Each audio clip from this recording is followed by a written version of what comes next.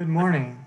It is exciting to see so many people joining us today for a discussion on scaling social ventures. I'm Charlton Hook, co-chair of the Social Enterprise Conference, Capital for Good, co-president of Microlumbia, and an MBA student at Columbia Business School. Many of us in the audience have aspirations to launch or work at a social venture startup. Often, social ventures are faced with additional challenges in scaling their ventures beyond traditional ventures. Today, we will hear from Jeffrey Hollander and Vikas Raj about some of those challenges and solutions towards scaling a social venture. Jeffrey Hollander is a serial entrepreneur who is CEO, board chair, and co-founder of the American Sustainable Business Council, which represents more than 250,000 businesses in a wide range of industries. Jeffrey also co-founded and served as CEO of Seventh Generation, which he built into a leading natural brand known for its authenticity, transparency, and progressive business practices. Jeffrey is also the founder of Sustainable Natural, which develops and markets sustainable feminine care products for women, and a strategic advisor and former board chair of Greenpeace USA. He is currently an adjunct professor of sustainability and social entrepreneurship at the Stern School of Business, New York University, and he is also the author of 7 books, including most recently, The Responsibility Revolution, How the Next Generation of Business Will Win, and Planet Home. Vikas Raj is managing director of Accion Venture Lab, which invests capital in and provides support to innovative fintech startups that increase access to, improve quality of, and reduce the cost of financial services to the underserved at scale. Vikas is also the host of VentureCast, Venture Lab's podcast series featuring fintech for inclusion entrepreneurs around the world. He is also an adjunct professor of financial inclusion at the Johns Hopkins University School of Advanced International Studies. He currently serves as a board member or observer for AYE Finance, Credit Montre, Confio, First Circle, Self-Lender, SME Corner, Street Shares, and Tienda Pago. Vikas has held roles as a M&A investment banker at Evercore Partners, in the microfinance space as an early employee at UG Van and ASA International, and in the corporate strategy group at Deloitte Consulting. With that, I'll pass it over to you, Vikas, to get this conversation started. Thank you, Charlton, and thank you to the Business School for setting all this up, and thank you most of all to Jeffrey for joining us for this conversation. As Charlton said, I'm an investor, a global investor in what we call fintech for inclusion, or inclusive fintech. So we invest in early stage startups around the world that are using new technologies, new business models, innovation to expand access to financial services for people who have historically been considered not profitable enough to serve. And we support over 50 startups across 39 markets, and have continued our work and in fact expanded our work through the COVID crisis. So excited to talk more about that if people have questions. But the point of the conversation today is to talk with Jeffrey Hollander, who is really one of the sort of OG social entrepreneurs in our space. So Charlton provided a little bit of an introduction, Jeffrey, but maybe we can start with almost a taxonomy of your career. Seventh Generation is just one piece, I think, of a really incredible career in social enterprise and impact. Can you just take us through, before we start going into detail, your various career paths and how impact has been a critical component throughout? Sure. Happy to do that, and happy to be with you all today. Speaking to you from northern Vermont. But I started my career, I dropped out of college after a year and a half, didn't make it all the way through, and left college to start my first business at 20 years old. And that was called the Skills Exchange of Toronto, which was an alternative continuing education program that I started up in Toronto and then expanded to New York and to Austin, Texas. Following that, I started a business in New York called Network for Learning, which ultimately became a company that was in the books on tape business, and sold that business to Warner Communications when I was 29. Shortly thereafter, in 1988, started Seventh Generation with my partner, Alan Newman, and spent most of my career, over 20 years at Seventh Generation. And we were in this space of green products and social entrepreneurship very, very early. 1988 was really before these words were even used, and struggled for a decade to keep the business alive.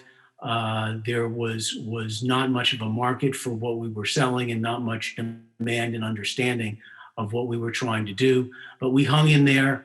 And the second decade of the business really began to see some growth. We grew the business from about 10 million to 150 million by the time I left in 2010. And subsequent to that, the business has grown to almost $500 million. And I remain as a board member at Seventh Generation. After leaving Seventh Generation with my daughter and wife, started Sustain Natural, which is a brand of natural, organic women's healthcare products that after 5 or 6 years, we sold to Grove, which is a direct-to-consumer company based in San Francisco. So happily or regrettably, I have been raising money for my business, I think, every other year for probably 40 years at this point. So that's a brief snapshot of my career. That's terrific. Thank you for taking us through that. And you started to talk about the scale story of Seventh Generation. I want to talk about that in more detail, and a little bit later, I even want to talk about one of the things you said, which is there's been people doing what we now call social enterprise and impact for forever, and I want to dig into how that has evolved over time as we started naming it something. But the topic of today is scale, and I want to get to that too. But I kind of want to start with starting. You can't really scale if you don't have an idea and you don't start working on that idea. So I wonder if you could take us through a bit why and how you actually started Seventh Generation and maybe even Sustain Natural. What was the market opportunity you originally saw? What first steps did you take to sort of conceptualize and launch those businesses? Yeah, sure. And there's a huge difference between starting Seventh Generation in 1988 and starting Sustain, several decades later. Because when we started Seventh Generation, honestly, we did no market research. What we had was an idea that by selling products that have a less adverse impact on the environment, we would be using business and commerce to help address a whole array of environmental challenges, from climate change to fresh water security and availability.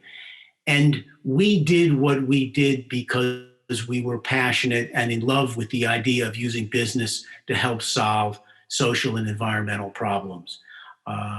We did what we did when there was really no market for the products we were selling. Right. Our customer base was really the members of environmental organizations.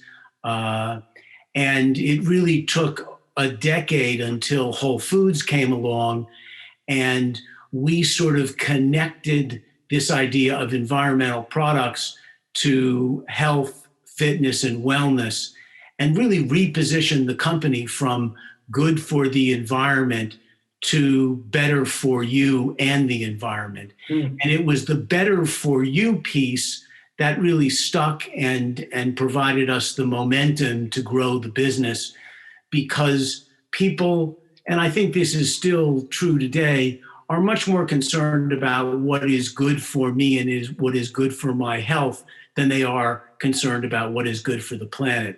And our cleaning products in particular were less toxic and safer to use, less likely to cause problems like allergies and asthma, as well as more dangerous problems like cancer. And that was sort of the genesis of seventh generation. Sustain Natural was really different.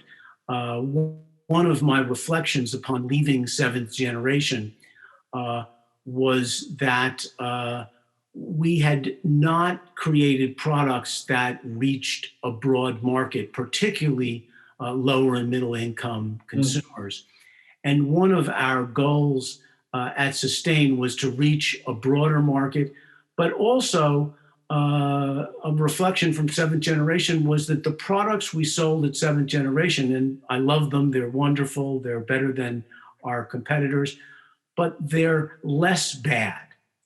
And one of the challenges we face today in social entrepreneurship and corporate sustainability is to make a transition from being less bad to being actually good. And we often confuse those two. And so Sustain was designed to be what we call net positive, to have greater positive impacts than our negative impacts. And we started, ironically, with a fair trade natural condom. And of course, condoms have tremendous health benefits, but also have benefits from a climate change perspective because they help women control the size of their families and reduce population growth. And so Sustain was really different. We spent tons of money buying Mintel data, studying the market carefully. We did focus groups before we started the business on everything from our packaging to our name. And so Sustain, which was started about 5 or 6 years ago, was a business proposition that not only had the passion for doing something good, but also was something that was very well studied and well researched. We spent a year and a half before we launched the business just doing research, traveling around the world, visiting factories, visiting rubber plantations. So they were very different in their origin. Yeah, that's a really interesting dynamic, and maybe we'll focus on those two companies as we go here, because it occurs to me that a lot changed in your approach and the world in between starting seventh generation and starting Sustain Natural. It sounds like your approach was fundamentally different. You started with just this general sense of doing something impactful and environmentally sustainable with seventh generation. You were really looking at market research and the business opportunity when you started Sustain Natural.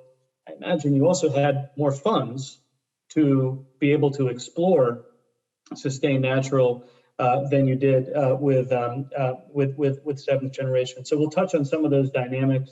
Are there any sort of must believes when you're starting companies like this? I mean, when you're sort of coming up with the idea, and I realize that a lot of the factors were different, but with both of these companies, were you looking to prove something first before you decided you were all in trying to build the companies? Well, I'm someone who is much more driven by my passion than anything else. Yeah. And I find that being in love with and passionate for your business idea is the most important foundational element, because you're going to encounter, as we did and as I have in every business I started, tremendous challenges. Lots of times where things don't work out the way you expected or hoped. And it is that passion that keeps you going. It's that willingness to simply not give up no matter what you're facing. So that's critical. And secondly, today, you need to make sure that there's a market for what you're selling. You can be in love with something and have a great idea, but there just simply might not be a market for what you're selling, either because you have not priced the product correctly, or you don't have the right benefits or features for consumers. So there has to be a market as well. But thirdly, from my perspective, today there's a requirement for the product to be really net positive, that there has to be more good than there is bad. We can't keep creating businesses that simply are less bad than alternatives. Yep. And to me, that's foundational. That's a turning point that we have to address as social entrepreneurs. Absolutely. It's something we think a lot about as we're evaluating things like pricing in a lending business that we would invest in. You've used now a couple times this term net positive. Do you have a definition of that? What is there an equation in your mind? X equals net positive? Well, it's a new concept, and the goal is that when you add up all the positives and negatives, the positives outweigh the negatives. And I would say that's not the case for seventh generation diapers or paper towels. Seventh generation diapers and paper towels have a less negative effect than their alternatives. They're less toxic, they use less resources, they create less CO2, they use less water to manufacture. So they are less bad.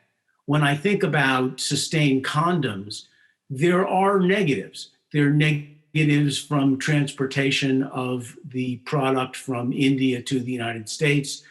There are certainly negatives related to its packaging, but we think that the positives about mitigating climate change, about health, about education, more than outweigh those negatives. So we truly leave the world in a better place than it was before because of the products that we sell. And did you, when you were evaluating starting Sustained Natural, did you figure out a way to sort of quantify, because you just described a couple parts of a supply chain that they function in different ways. I mean, the amount of carbon released on a trip from India to the US versus, I don't know, responsibly paying factory workers are two entirely different metrics. Yeah. How did you allow them all to exist in one equation? And did you make sure that those all worked before you even started Sustained Natural? Yeah, so the science is still developing because you're absolutely right. In many cases, you're comparing apples and oranges. Right. And that's a really complicated thing to do. But this concept does have a system of metrics. We hired a company called Pure Strategy up in Boston, a guy named Tim Greiner, who we had worked with at Seventh Generation, who created a system for us to try to balance these apples and oranges. It's imperfect, right? You know, it's hard to say whether air pollution is more important than water pollution. So we were aspiring to develop a discipline that is still in evolution. And this work, there's a guy named George Sefarim from Harvard University who has really advanced this concept probably more than anyone else I know. Sorry. He created something called... I'll use this moment to take a sip of coffee. Yeah. He created something called impact-weighted accounts, and you can find it online. And he's done an evaluation of 2,000 companies looking at their positives and negatives. And what he's trying to do is look at this concept of full cost accounting to translate this idea into financial terms. And he gives weight to positives like training your staff, which doesn't show up on your balance sheet, but also he gives weight to your CO2 emissions, which also don't show up on your balance sheet, and has created the most sophisticated system I've seen for this idea of net positive, or another way to look at it is full cost accounting. Yep. Interesting. Okay. Let's move to scale, as I know that's what people are joining to hear more about. Let's start with a definition. There's what does it mean to scale?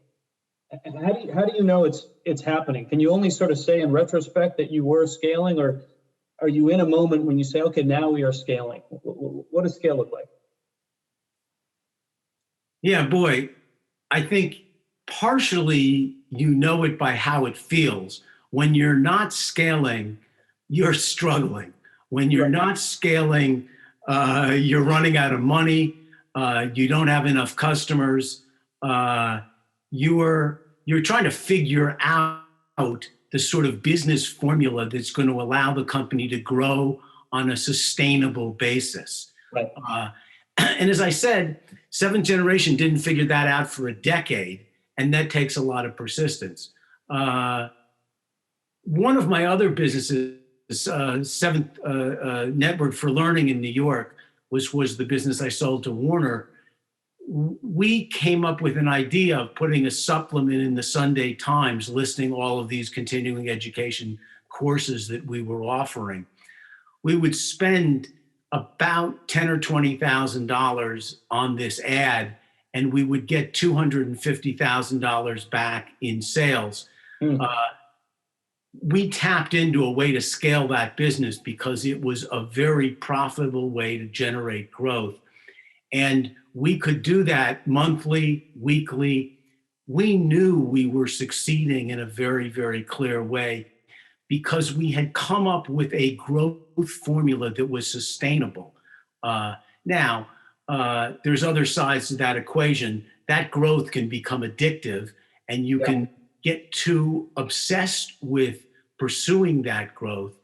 But I would say that scaling is very much about sustainable growth.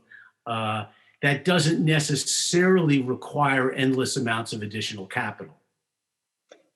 Going back to the seventh generation story, can you recall some things that went particularly well as you were scaling after that first decade, things that sort of fit into the plan, and then maybe some things on the other side that went wrong as you were moving on that path towards scale? Yeah.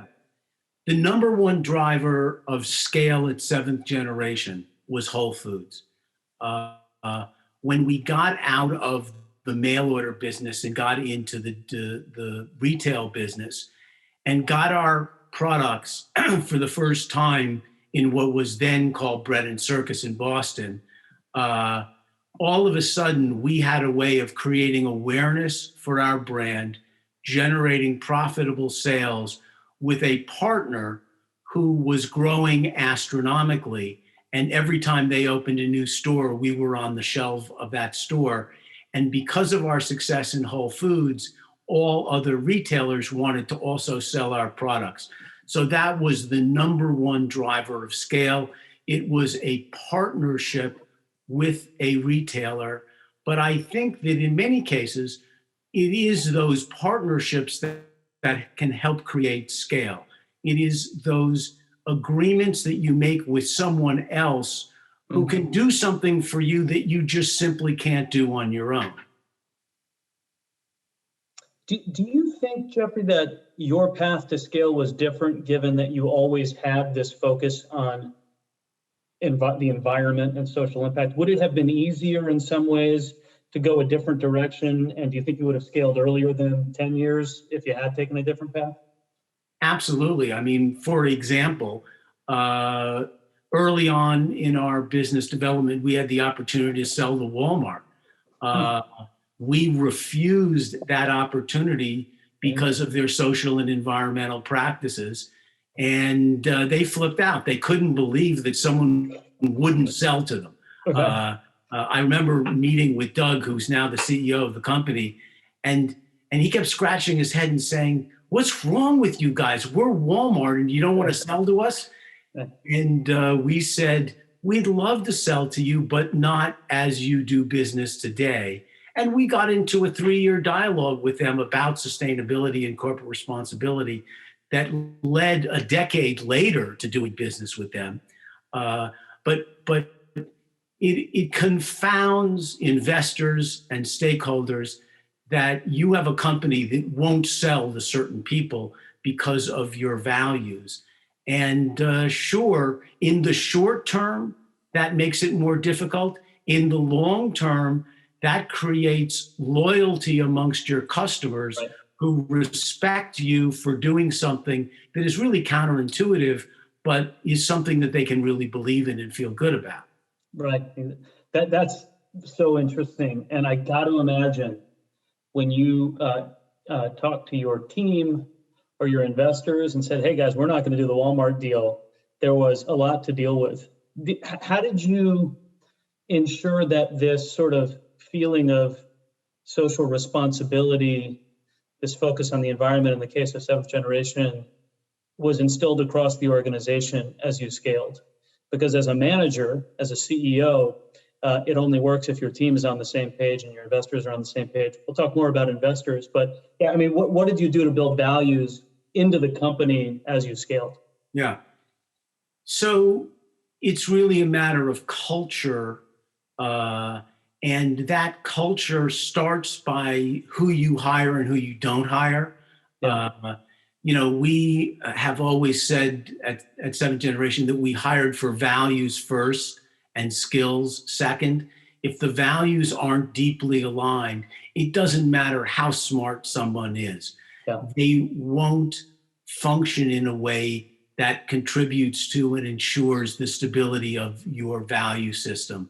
I would say there's probably 30 things you've got to do. It's translated into job descriptions. It's translated deeply into compensation systems.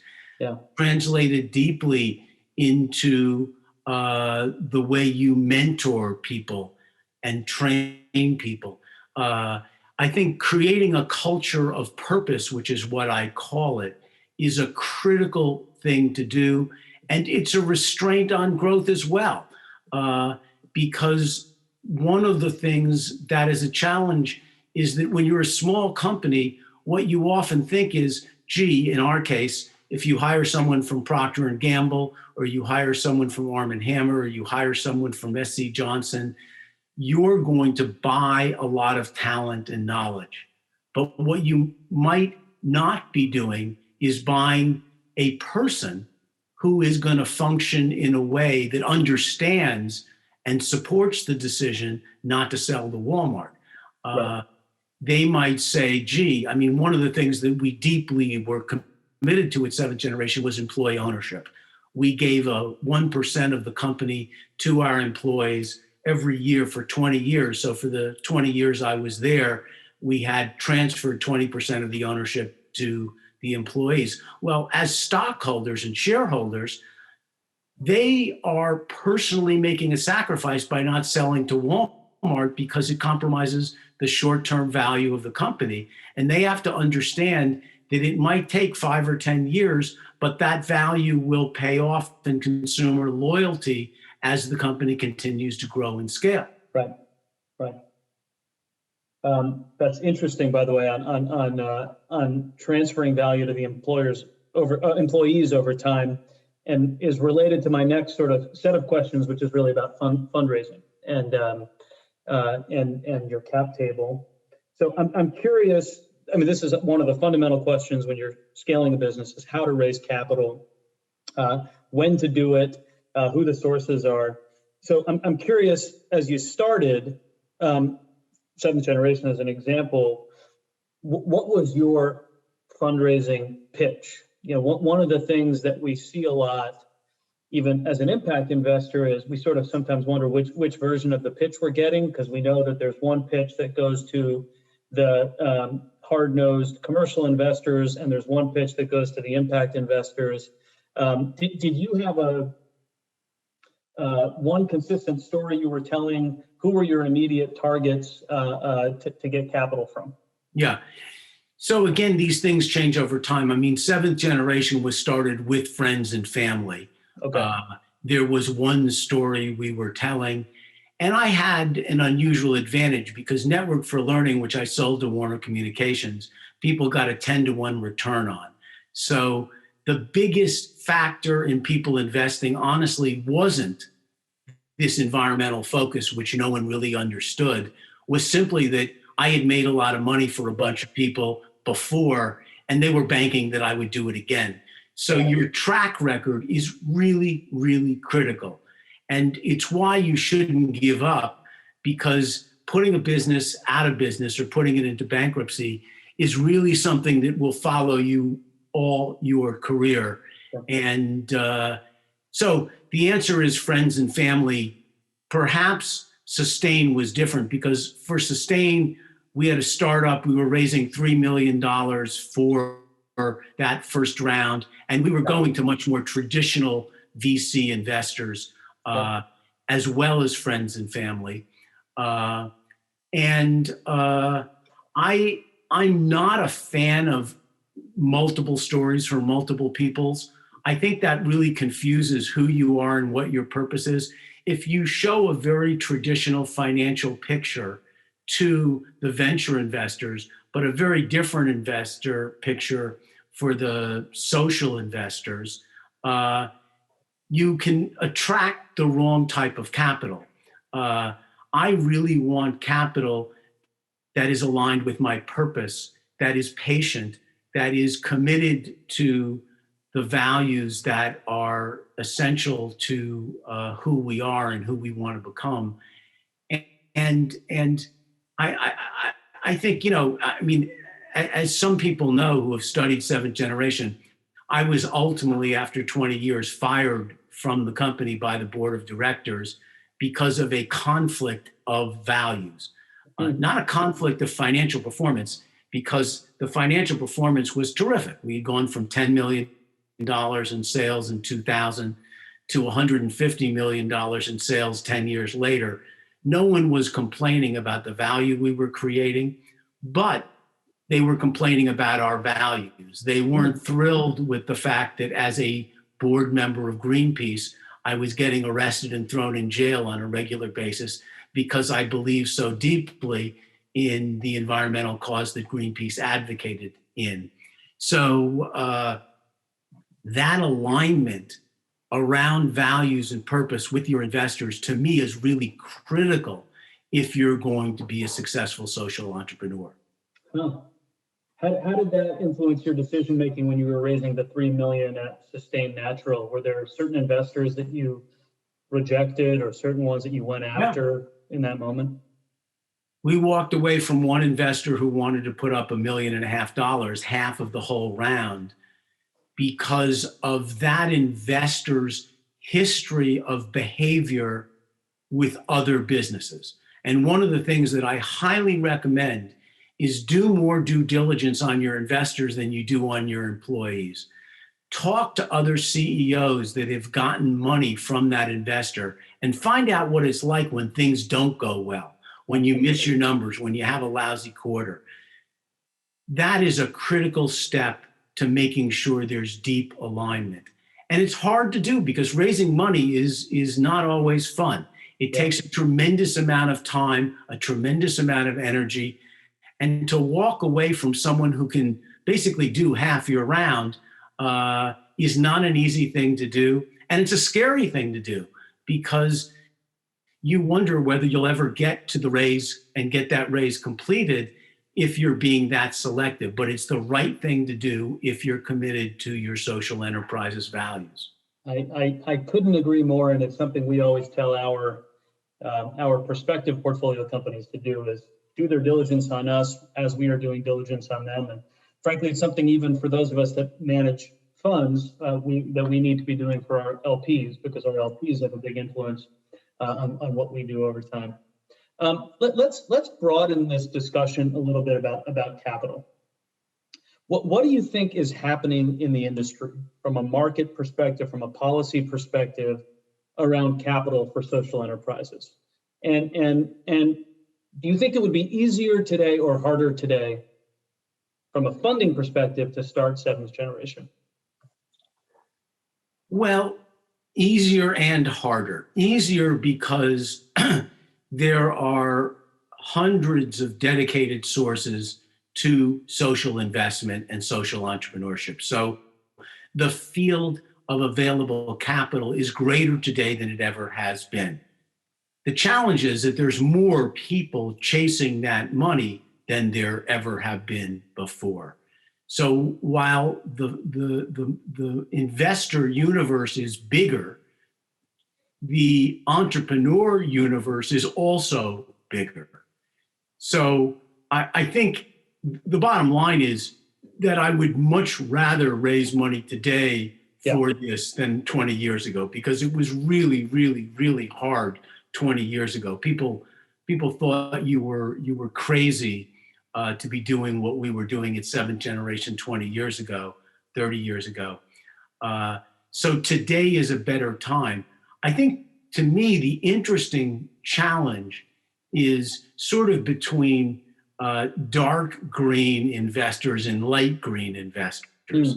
There's not as much money doing the kind of work that it sounds like you're doing than it is for a consumer product that is environmentally responsible, but might not care about employee ownership, might not care about purpose and culture, might not care about supply chain responsibility. I mean, Seventh Generation right now is trying to move all their suppliers to becoming B corporations. That's a deep, deep commitment to their values, going way beyond what you see in many cases.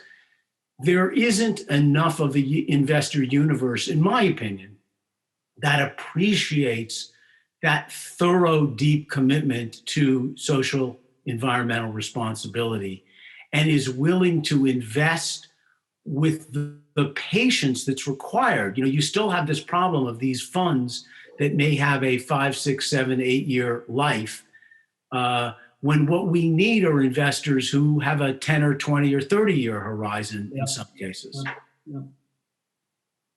What about from a policy perspective? I mean, what changes are you seeing? And is there anything from a policy perspective that you think could be done differently?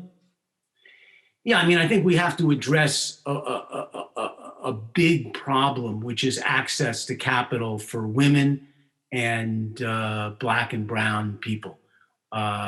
If you're not a white guy like I am, who grew up affluent in Manhattan, life is much, much, much more difficult, far too difficult, and is really limiting social entrepreneurship in ways that are not good for our economy and not good for the environment either.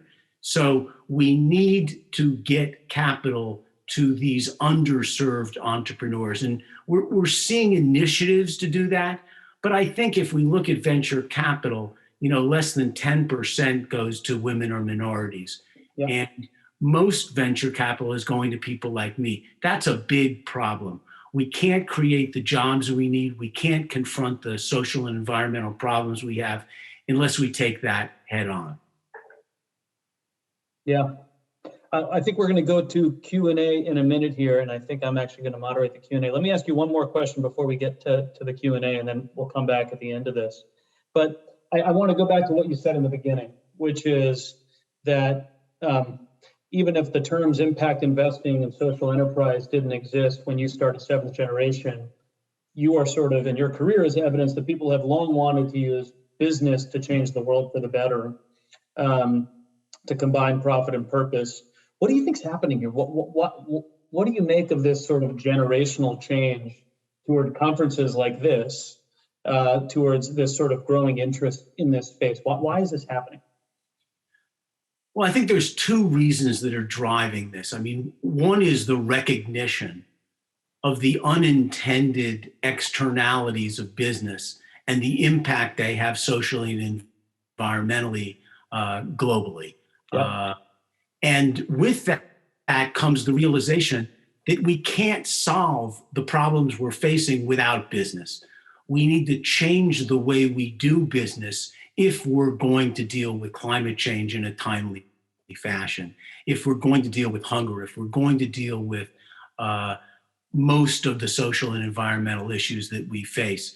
So business is now understood as a critical driver to partner with NGOs and partner with governments in solving the problems that we're facing today. And in some ways are still getting worse. So I'm going to go to the Q&A box here, and anybody on the line here, feel free to keep adding questions as we go. I'll pick out a couple. So the first question here, Jeff, is do you think your path as an entrepreneur has been harder or easier due to your dedication to social impact? We talked about that a little bit with Walmart and some of the decisions you made with seventh generation, but more broadly, do you think your path has been easier or harder?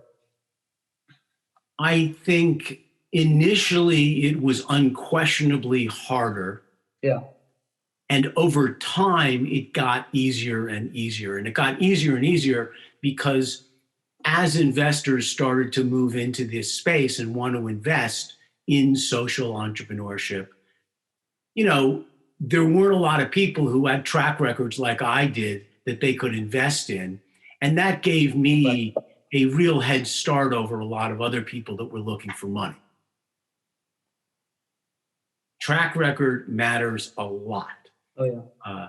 And in some ways, track record almost trumps everything else, because if someone has demonstrated their ability to make money for investors, I think that's something that counts tremendously. And you would know more than I would with investors who are trying to make decisions about how to deploy their capital. Yeah, and you were able to prove early that you could make money even in sectors that might not be conventionally appreciated by investors. So it's almost like there's no beta there, and you can sort of support somebody that is starting something in a very different space and know it will succeed.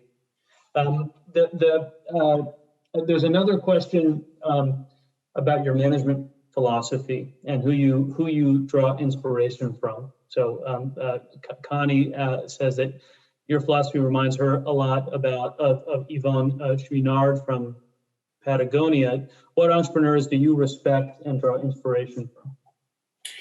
Yeah, you know, I was really fortunate that 25, 30 years ago, there was this organization called Social Venture Network. And it had people like Yvonne Chouinard and Paul Hawken and Ben Cohen from Ben & Jerry's and Anita Roddick from The Body Shop and Gary Hirschberg from Stonyfield Yogurt. We all came together as a group of entrepreneurs who wanted to do something good for the world, but saw no one else doing it and decided that we needed to help and learn from each other. Mm. And that Social Venture Network community, which is still alive today, and it's called Social Venture Circle, is a group of entrepreneurs who partner with the American Sustainable Business Council in creating an environment that cultivates, nurtures, and helps those social entrepreneurs grow. And without that support, I probably wouldn't have survived. Without the help that they lent me in raising money when things weren't looking well, without the help in helping me recover from mistakes I made that seemed like they were going to put me out of business, I don't think I would have made it. So I was really fortunate to have that community of other social entrepreneurs that I stay in touch with today.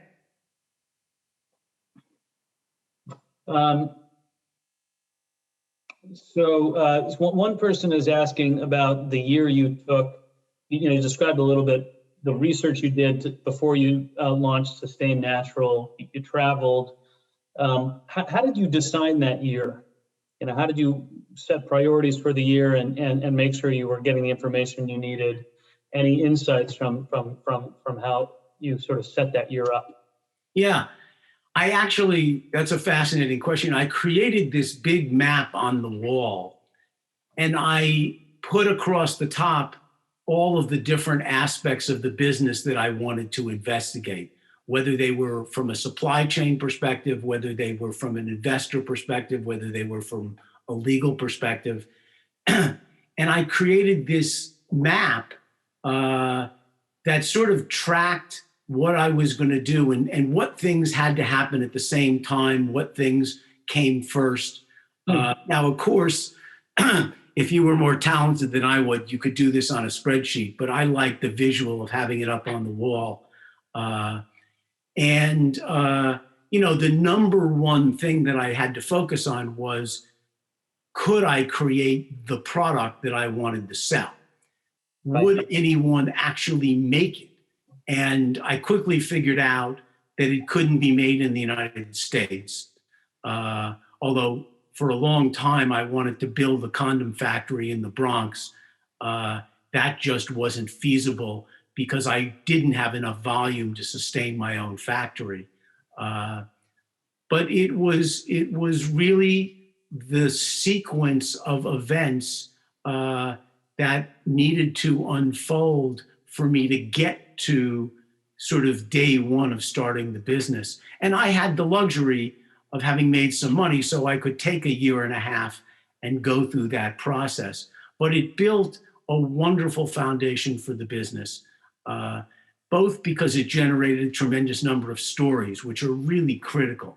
If you're going to be a social entrepreneur, a lot of what you're selling are stories. And you have stories that other products and services simply don't have. That year and a half was a great generator of stories. Got it. There's a question here on how hard the path is, and being an entrepreneur is undoubtedly very difficult, as this person says.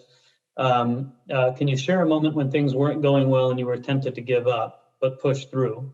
What made you persevere? And I'll be honest, I had a similar thought when you were telling me that you spent 10 years before Whole Foods. I mean, how did you sort of stick with it? What made you stick with it? You know, for me, and I think many people listening, our careers feel like they move in 6-month and 1-year increments. You stuck with it through 10 years before you sort of hit that key channel partnership. What kept you going? I loved and believed in what I was doing, and I was just simply unwilling to give up. Yeah. And this is a challenge we face. There are many things that we need to do in this world that can't be done in 6 months. There are things that take 2 years, 5 years, 10 years. And unfortunately, we live in a culture which has created this very compressed time frame. Right. And we don't have the patience to, seventh generation was losing money for those 10 years. And I was raising money, which was harder and harder and harder. The more years I was losing money, the harder it was to raise money and explain why I was going to finally turn the business around. So you have to be in love with what you're doing. You have to believe in what you're doing. And that passion is what keeps me going. And basically, and I'll tell you, my friends thought I was crazy. My friends were like, go do something else. What's wrong with you? But I couldn't give up. There's another question here about this sort of potential misalignment between investors, fund lives, and market creation timelines. So the question is, did investors, others give you flack for 10 years before scaling? Were they saying, why did it take the CEO so long, versus what you saw, which was, we finally have product market fit and it's the best time because now it's time to scale? Did you find yourself sort of conflicting with their timing and what you needed to do to get the business up and running to scale? Absolutely. I mean, we had a wonderful investor from Vancouver called Renewal Partners. They were an investor in seventh generation for 30 years, and they're a venture fund. They made a 30-year investment before the company was sold to Unilever in 2016. Right. They are a wonderful investor. They stuck with us for a long time, and that's what you want from an investor. We had another investor who was a traditional VC who had a 7-year fund, invested in the business 3 years into the fund, and shortly after making the investment, wanted to know what the exit strategy was. Right. I said, there is no exit strategy. Sure, I love that. Yeah. Did you? What did you do? I mean, was that person a sort of in and out investor, or they just had to sort of learn over time that this wasn't going to be the same timing they expected? Well, they contributed to my termination as the CEO because now, again, this is my failure to not do due diligence on them. I did not do enough due diligence on them. And I take the responsibility for accepting money from the wrong person. There's no excuse for that. I shouldn't have done that, but boy, did I pay a price for it. Right. There's another question, Jeff, on tracking and reporting, and this is obviously something that is a big topic in the impact investment and social enterprise space. And the question is, throughout your career and across the multiple startups, how did you track internally and report externally on the trade-off between financial returns and social impact? Yeah. So one of the things that I'm really proud of is that Seventh Generation, as a small private company, was the first small private company to ever do a corporate social responsibility report following the GRI guidelines. And I am a big believer. Seventh Generation today, even as a division of Unilever, does a social environmental annual report. And reporting is critical. Metrics are critical. It's an old saying, but it's true. If you don't measure it, it really doesn't matter. And I think that broadening the metrics, as George Sefarim is doing now, to talk about all of the things that aren't captured on the P&L and the balance sheet have to be measured. When it comes to things like environmental impact, one of the things that Seventh Generation has been a leader in is reporting on not just the environmental impact of the manufacturing supply chain process, but including the consumer use of the product in our reporting. Mm-hmm. So when we measure our CO2 footprint, we include the consumer's use of the product. So when they use our laundry detergent and warm up water to do the laundry, we take responsibility for that because we created a product that is using that energy. Mm-hmm. That is a scope of emissions that most companies still aren't dealing with. So this is a critical area, and we need to go deeper. We need to go further and broader than most companies are doing so today. Yeah, there's a related question here. Maybe I'll do one more of these, which is about Sustain Natural and predicting some of these future negatives. The question specifically is, as you build out Sustain Natural, are there ways that you can predict some of these future negatives, new negatives, and mitigate them? Yeah. So one of the most important disciplines for being able to do this is systems thinking. Systems thinking should be taught to everyone, including young kids, but certainly in business school, because systems thinking to me is the most important discipline I've ever learned that allows me to anticipate those unintended consequences that a business is going to have, and to build into your reporting and your analysis a way to track those.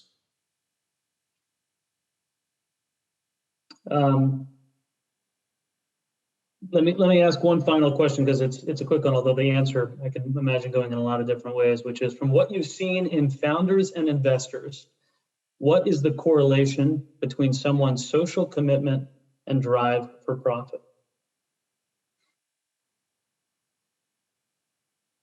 Wow.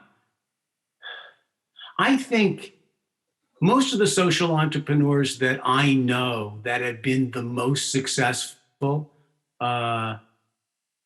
don't get into business to make money. Yeah. I mean, the truth is, in some ways, I made money despite myself. I made money because I was good at doing what I was committed to do, not because I was passionate about making money. I don't think that you will be successful if your number one goal is to make money. That's not a good attribute for a social entrepreneur. Doesn't mean you won't make money and not make a lot of money, but it's not what inspires your team. It's not even what I think will really inspire the kind of investors that you're looking for. And it won't get you through the toughest times that you're going to face as a business. Yeah. Actually, I'm going to ask you two quick questions to finish up here. One is, look, the world is changing very rapidly. We can't ignore the fact that we're doing this virtually because we're in a global pandemic, which in my view sort of exposes both the possibilities and limitations of social enterprise and social business. What sectors or what sector do you think is particularly ripe for innovation and social impact? For the students listening, where would you advise them to focus their interest in terms of sectors? Yeah. Well, two big sectors are health and infrastructure. We need to do a huge amount of work and make multi-trillion-dollar investments in our infrastructure to make them compatible with the environmental and social issues that we are confronting. And there will be huge investments made in that infrastructure in the coming years. And I certainly think we finally have an administration that will support those types of investments in infrastructure. Secondly, health, critical. We're facing the problems that we have because we underinvested in building a system that could handle the types of stresses that are coming our way. And as Bill Gates said, don't think that COVID is the beginning and end of what we've got to deal with. More will follow. Yeah. And climate change will stress both infrastructure and health. Yeah, it's sort of hard to ignore those issues if you're doing anything in our space right now. I'll ask a final, more open-ended question because we only have a minute. Because we haven't touched on obviously even close to everything that you've worked on in your career. What's one thing that you think everybody should take away from this discussion? It's a strange time in the world. I think anybody who watched the last 2 weeks on the news in a vacuum would feel a weird combination of dread and maybe some inspiration. What do you want people to, given the chaos in the world, take away from the discussion? Yeah. Number one thing, without question, is that we as social entrepreneurs cannot solve the problems we're facing alone. We have to get involved in public policy. We have to change the rules by which business is done, because right now, those rules are incentivizing the wrong type of behavior. They're subsidizing the wrong types of businesses. And it's really why I started the American Sustainable Business Council, is to change the rules by which business is done so that you just look at the billions of dollars of subsidies that the fossil fuel industry gets. It's the wrong thing at the wrong time. It won't help us deal with climate change. It won't create the types of jobs that we need.